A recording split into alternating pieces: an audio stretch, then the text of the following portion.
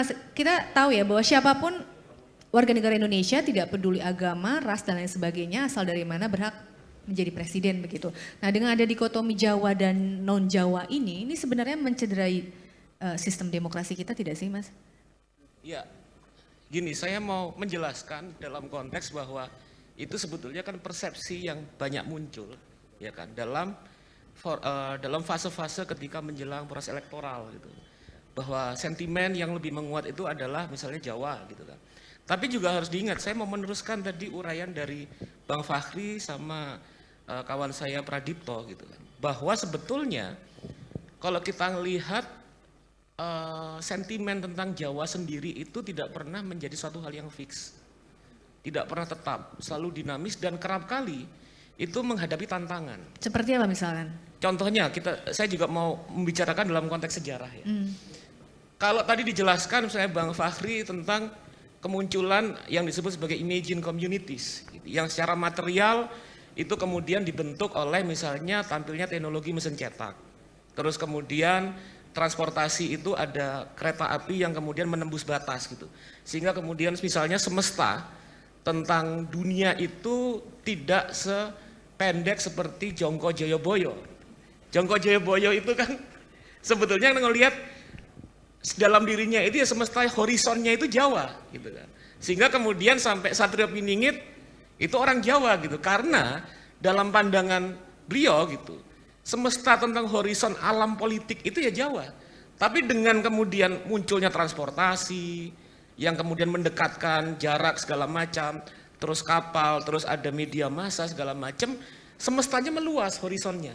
Sehingga di situ kemudian menjadi ada perubahan-perubahan, dan dalam konteks ini itu juga terjadi pemberontakan. Seiring dengan munculnya tentang kesadaran yang disebut sebagai imagine communities, di situ juga kemudian muncul dalam sejarah Indonesia itu lahir ada terminologi baru, yaitu apa? Pertama kaum muda, dan kedua adalah ide kemajuan. Itu tahun 1900. Ide kaum muda, ide kemajuan, dan selanjutnya menyambung dari Pradipto, ada salah seorang mahasiswa kedokteran di Belanda namanya Dr. Abdul Rifai, kemudian menjelaskan bahwa aspirasi dari kaum muda dan perjuangan ide kemajuan itu adalah membelah politik menjadi pertarungan antara bangsawan usul dan bangsawan pikiran. Nah, di sini kemudian terus bersambung hubungannya dengan Jawa. Kita ngelihat kalau tidak salah tahun 1918 itu ada namanya Kongres Pembangunan Budaya Jawa. Ya, Kongres Pembangunan Kebudayaan Jawa ya.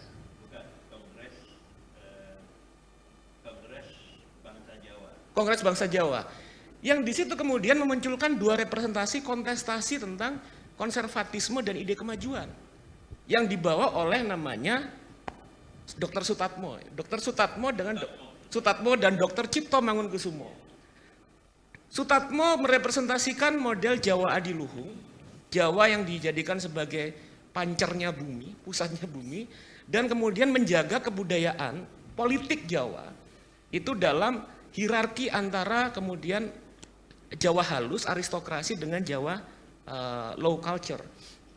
Nah, sementara Cipto Mangunkusumo mengutarakan yang justru sangat mendekonstruksi dan mendobrak asumsi-asumsi tentang kepadatan dan fixnya Jawa tadi. Beliau mengutarakan tentang pentingnya tidak perlu ada itu misalnya hierarki bahasa dalam Jawa. Kalau kita ini perjuangannya mau membangun negara bangsa, pertama yang harus dibongkar adalah kebudayaannya dulu seperti itu. Dan juga kemudian diperkenalkan bahwa tentang demokrasi, anti aristokrasi segala macam. Dan kemudian itu pada era sekitar awal abad ke-20, 1920-an, kaum muda ini menjadi game changer, menjadi agensi yang melakukan perubahan-perubahan penting di berbagai pihak, di berbagai bidang misalnya. Nah, dari situ kemudian tumbuh, misalnya Soekarno sendiri kemudian ketika pada waktu muda, dia kemudian aktif dalam sebuah organisasi Jawa namanya Trikoro Darmo. Gugatan dia adalah kita nggak usah lagi pakai bahasa Jawa Kromo. Gitu. Jawa Dwipa ya, dan itu kemudian semua tidak hanya di dan dalam konteks penghancuran otoritas tersebut Kemudian pada salah satu titik puncaknya 1928. Yang menarik apa? Bahwa ya representasi Jawa itu besar di Sumpah Pemuda, di Nusantara yang dipakai bahasa Melayu sebagai bahasa persatuan Melayu pasar. Mengapa? Karena perspektif mereka itu kemudian terbangun dalam konteks munculnya mentalitas kemajuan dan meritokratik. Dan dianggap pada waktu itu kebudayaan Jawa yang dalam pandangan Bang Fakhri tadi primordial gitu, yang dianggapnya itu asli, ini nggak bisa relevan dengan semangat zaman. Nah selanjutnya itu pada era pra-kemerdekaan. Pada era kemerdekaan sebetulnya para elit politik kita ini hampir-hampir berhasil membongkar kesadaran kesukuan dan dominasi Jawa secara kultural. Contohnya apa? Bayangkan pada era awal kemerdekaan, pemimpin pemerintahan kita, Perdana Menteri, itu Kristen, itu Sumatera, Amir Syarifuddin. Iya. Ada juga Burhanuddin Harahap dan lain sebagainya. Sehingga pada era demokrasi parlementer yang tadi kemudian kemudian diucapkan oleh Bang Fakhri merujuk pada Herbert Feith, itu tampilkan sebagai sesuatu yang memprihatinkan, ironik, the decline of constitutional democracy. Karena pada waktu itu kemudian berbagai macam sekat-sekat dan mitologisasi yang kemudian cenderung kemudian menghambat proses egalitarianisasi, kesetaraan, proses meritokrasi berbasis pada kapasitas dan kinerja. Ini kemudian mencapai pada titik puncaknya pada era-era demokrasi parlementer sebetulnya. Nah selanjutnya terjadi proses degradasi, terjadi proses pelemahan yang puncak kelemahannya itu seperti diutarakan oleh Pradipto pada era Soeharto. Pada era Soeharto selanjutnya kemudian yang muncul adalah kratonisasi birokrasi. Jadi kemudian di mana nilai-nilai gagasan-gagasan Jawa yang sebelumnya tampil dalam konteks yang konservatif dan anti demokrasi ditampilkan kembali untuk melegitimasi otoritas politik yang otoritarianisme gitu. Nah saat ini kemudian kita berhadapan dengan seiring dengan proses-proses ekonomi politik yang tidak mampu mengubah secara signifikan tatanan ekonomi politik kita yang oligarkis, maka kemudian kebudayaan birokrasi pemerintahan yang otoritarian, kemudian budaya Jawa adiluhung yang kemudian pada level high culture ini akan tetap menjadi hambatan.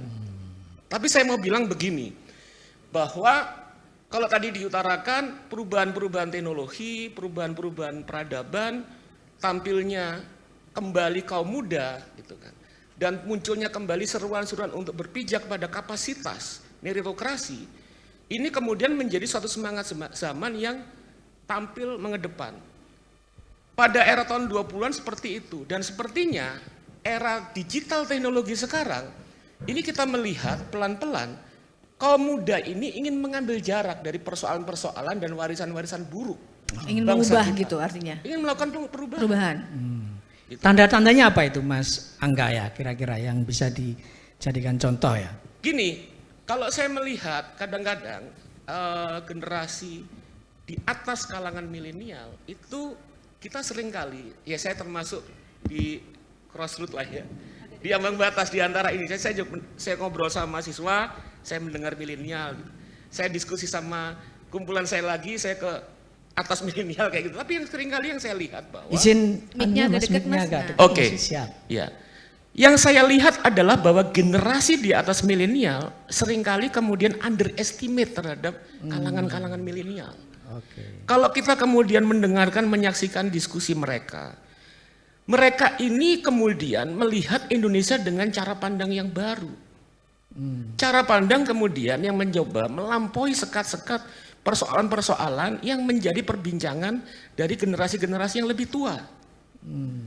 Isu utama seperti misalnya kita sendiri kadang-kadang saya mikir, ini Jawa luar Jawa, Islam apa bukan Islam, gitu kan, atau kemudian isu-isu yang keterpautan primordialnya cukup kuat. Tapi sebetulnya saya lihat generasi milenial sekarang itu pelan-pelan kalau kita dengarkan aspirasi mereka, lamat-lamat itu menunjukkan ada pantulan dari semangat generasi-generasi Indonesia tahun 1920-an. Artinya kalau bisa dikatakan Mas Erlangga sebagai seorang yang dekat dengan kalangan Ya, milenial enggak juga karena punya anak-anak didik begitu ya. Personality yang seperti apa sih yang lebih mereka minati? Preferensinya seperti apa mereka? Preferensi yang kemudian saya ngelihat sekarang semakin muncul, mereka bicara begini. Mereka bicara apakah pemimpin ke depan itu kemudian memperjuangkan aspirasi mereka. Saya melihat begini, saya melihat ada kritik saya terhadap kecenderungan beberapa kalangan elit politik membaca dan menyapa kalangan milenial. Yang ditampilkan itu hanyalah kemudian milenial sebagai jargon. Yang ditampilkan itu adalah kalangan milenial, minoritas kalangan milenial yang sukses menapak bisnis dan politik misalnya. Tapi kemudian apakah disadari kalau kita melihat realitas ekonomi politik kita sekarang gitu, bahwa sebagian besar kalangan kaum muda milenial saat ini itu masuk dalam arus besar ekonomi digital.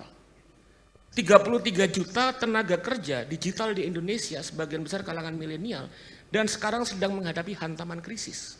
Gitu. Hal seperti ini tidak menjadi perbincangan utama dari kalangan elit. Itu nggak disentuh gitu tidak artinya disentuh. Ya? Gitu. Kemudian kita misalnya banyak hal melihat bahwa bagaimana kondisi perentanan kerja dari kalangan milenial sekarang. Jadi maksudnya begini, mereka ini mereka terserap dalam bidang pekerjaan gitu. Tapi ketika mereka masuk dalam jenjang pekerjaan tersebut, mereka melihat bahwa upah mereka tidak sebanding dengan kemudian daya kebutuhan mereka. Jadi yang pertama aspiratif ya, kira-kira personality. Yang Ya. kedua adalah bagaimana pemerintah bisa menciptakan lapangan kerja seluas-luasnya bagi kalangan milenial. Kira-kira begitu, Mas Angga ya. Kedua adalah bagaimana pemimpin paham betul gitu, tentang apa yang menjadi persoalan milenial. Oke. Gitu. Jadi bukan hanya sekedar kalau ngomong penyerapan kerja segala macam, semua kandidat nanti akan ngomong gitu, Mas. Siap. Gitu. Yang nggak ngomong adalah kandidat pemimpin yang paham betul tentang apa yang menjadi persoalan bangsa ini. Contohnya begini, kita ini kalau milih pemimpin, ya itu kita harus lihat ini medan apa yang mau kita coba hadapi ini kemana. Contoh ya, kita akan masuk ke wilayah medan pegunungan, mobilnya apa? Gitu. Kalau sedan yang kecil ya nggak bisa masuk kan begitu kan. Tapi kalau yang besar gitu bisa naik. Nah, kalangan milenial dan seharusnya juga kita sepertinya harus melihat pada kapasitas. Oke, yang ketiga Visi. kapasitas. Iya, visi. Jadi apakah mereka kemudian pemimpin itu pertama memiliki ide? Kedua, apakah pemimpin itu juga kemudian memiliki imajinasi untuk menggerakkan orang? Oke. Karena ke depan memimpin itu enggak instruksi, memimpin itu menggerakkan. Siap. Gitu. Ketiga, dia punya program apa enggak? Yang jelas gitu. Dan gini, saya coba ambil contoh ya. Kalau kita melihat perbandingan politik di negara lain, ada hal yang menarik sebetulnya. Terkait dengan skat-skat primordial gitu ya. Saya contohkan ini sebagai ilustrasi Amerika Serikat. Amerika Serikat tuh dalam sejak kemerdekaan itu ada semacam identitas primordial yang di bawah sadar itu orang akan memilih seperti ini orientasinya. White Anglo-Saxon Protestant. Gitu kan. Tahun 1960, alam bawah sadar ini kemudian rontok, gitu, terpecah gitu, dengan munculnya kandidat namanya John Fitzgerald Kennedy, gitu, Katolik dia, gitu kan. Dan dia kemudian berangkat masih istilah anak sekarang itu masih cupu lah kira-kira. Gitu. Muncul dia, dan yang menarik apa? Kemunculan dia dan menjadi presiden dengan angka tipis ketika rivalnya Richard Nixon ya Bang ya? Nixon pada waktu itu. Itu tampil seiring dengan kemunculan teknologi baru namanya televisi. Yang digunakan sebagai ajang kampanye di media baru, kampanye politik presiden. Nah, dalam konteks itu kemudian Kennedy muncul bukan hanya dengan memantaskan diri, gitu kan, muncul dalam panggung televisi bukan, tapi dia juga memiliki kapasitas dia bisa menggerakkan. Agak dekat. Oke. Dia bisa menggerakkan orang gitu. Bahkan imajinasi dan idenya itu dia bilang salah satu platformnya adalah bagaimana kita mencapai bulan kayak gitu. Oke.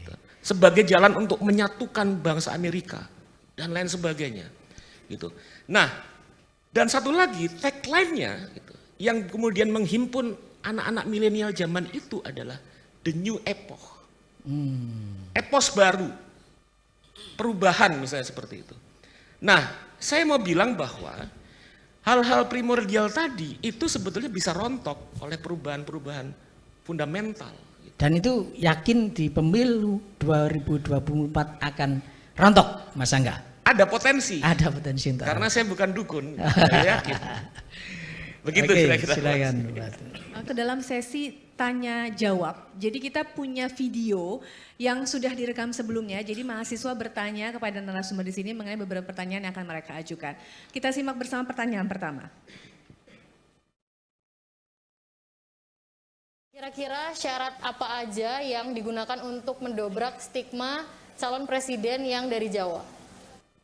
Oke, pertanyaan pertama, syarat apa saja yang digunakan untuk mendobrak stigma presiden yang berasal dari Jawa? Mas Erlangga coba bisa barangkali bantu jawab, silakan. Syarat ya, artinya oke baik. Faktor utama apa yang melampaui gitu kan. Melampaui soal Jawa, non Jawa. Pertama-tama sebelum jawab itu saya mau bilang bahwa kadang-kadang pemilahan Jawa non Jawa itu selain di bawah sadar itu juga kerap kali menjadi isu yang dipolitisasi gitu. Jadi kemudian isu Jawa kemudian ini Jawa ada pertautan dengan kepentingan-kepentingan kekuatan politik tertentu yang menampilkan itu. Padahal Jawa sendiri nggak fix. Kalau misalnya kita ngelihat Bang Fakhri pas lebih paham dari saya, itu Dennis Lombard pernah nulis rangkaian buku Le Javanese Curfew. Gitu. Jawa itu nusa silang, jadi persilangan budaya besar. Nggak ada yang bisa mengklaim bahwa dirinya paling asli Jawa. Gitu. Karena apa? Bisa aja di dalam gen kita ini ada Indianya, ada Cinanya, ada Arabnya. Gitu. Artinya sejak awal bahwa menjadi Jawa secara identitas yang murni yang nggak disenggol yang mana-mana itu hampir mustahil. Gitu. Kesadaran itu dulu sebetulnya yang penting untuk dilihat. Kedua, kita punya sejarah yang tadi saya sudah utarakan gitu, di awal bahwa ranah politik itu kan sebetulnya adalah ranah di mana kita bersama-sama menyelesaikan urusan-urusan kita melalui proses-proses bersama yang disebut sebagai politik. Artinya apa? Memilih presiden, pemimpin, itu pertama-tama fokuslah pada aspirasi kita, kira-kira seperti itu. Fokuslah pada ini presiden ini punya kecerdasan, punya kapasitas, punya kemampuan, punya leadership, punya segala hal yang dibutuhkan berkaitan dengan kualitas dirinya dalam memimpin apa enggak. Gitu. Harus kita kembalikan dalam standar-standar utama itu dalam memilih pemimpin. Kedua adalah landasan etis. Landasan etis itu jelas tadi kalau kata Bang Fakhri bahwa yang paling pengaruh, paling kuat itu dalam mengorientasi hidup manusia itu kan agama gitu seperti itu. Dalam referensi rujukan-rujukan agama kan jelas gitu. Sidik, amanah, fatona sama apa? Sidik, amanah, tablik, fatona gitu. Ya dia jujur gitu. Dia kemudian bisa dipercaya gitu. Dia bisa mengabarkan gitu kepada banyak orang tentang hal yang baik dan hal-hal yang terkait dengan kualitas etik tadi gitu. Nah, jadi kapasitas penting, kapasitas juga harus ada dimensi etik gitu. Dan juga kemudian bahwa dia juga bisa kemudian menggerakkan baik masyarakatnya dan kemudian aparatusnya. Dan keempat yang paling penting dia harus memiliki jiwa demokratis. Gitu. Itu yang paling penting, kesadaran tentang memiliki jiwa demokratis ini menjadi penting karena sejak awal gitu, Republik ini, Indonesia ini diperjuangkan, kalau katanya Bung Hatta itu sebagai untuk membangun suatu pemerintahan oleh mereka yang terperintah. Maksudnya apa? Pemerintahan ini pusatnya sebetulnya adalah yang diperintah rakyat. Gitu. Sehingga kalau kemudian pemimpin itu kemudian resisten, tidak mau mendengar kritik, dan kemudian tendensi dari kecenderungan politik yang dibangun itu berjarak dengan rakyat, melemahkan demokrasi. Gitu. Nah, dalam ketika kecenderungannya seperti itu, maka kita tidak bisa mengharapkan orang-orang seperti ini akan menjadi pemimpin yang baik. Nah, kesadaran itu yang sepertinya dalam konteks perubahan besar teknologi digital itu kurang ditampilkan kembali. Padahal kita punya kesempatan yang bagus. Teknologinya memungkinkan kita interaktif, visualnya kemudian membuat banyak orang kemudian nonton, tapi kontennya kemudian tidak melihat hal-hal yang mendasar tersebut sebagai tontonan yang bisa menjadi standar dari publik untuk kemudian terlibat berpartisipasi dalam ruang politik. Nah, akhirnya apa kemudian yang terjadi? Kita melihat sebetulnya anak-anak muda milenial yang cerdas-cerdas, punya ekspektasi dan pikiran yang maju, tapi kemudian pelembagaan politik kita saat ini tidak mampu meresponnya. Gitu. Sehingga yang terjadi kemudian menurut saya, gitu, kalau dibahasakan kembali, kalangan anak muda itu, kalangan milenial itu bukan nggak paham politik, mereka paham politik. Tapi kenapa mereka nggak mau terlibat dalam politik atau mereka sinis terhadap politik? Yang menjadi masalah adalah proses kelembagaan kita tidak mau kemudian berubah sesuai dengan kehendak-kehendak zaman dan kehendak-kehendak demokrasi. Saya pikir demikian, terima kasih. Baik, belum beradaptasi dengan baik begitu, padahal zamannya sudah berubah begitu, dengan kata lainnya. Bukan hanya beradaptasi sebetulnya, kepentingannya berbeda dengan kepentingan rakyat. Oke. Baik, dicatat poinnya.